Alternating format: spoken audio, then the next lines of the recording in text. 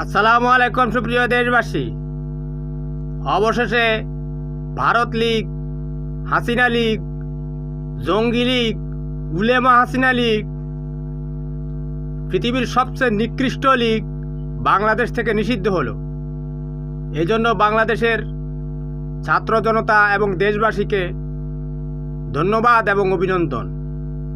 জুলাই আগস্টে আমাদের বিপ্লবী মুক্তিযোদ্ধা, গণ অভ্যুত্থানকারী ছাত্র জনতা যেভাবে তাদের বুকের তাজা রক্ত ঢেলে দিয়েছিল এই জঙ্গি থেকে বাংলাদেশকে মুক্ত করার জন্য, অবশেষে যে আমাদের পবিত্র আত্মাগুলো জুলাই আগস্টে এই পৃথিবীর মায়া ত্যাগ করে পরকালে পাড়ি জমিয়েছে, তাদের আত্মা কিছুটা শান্তি পাবে।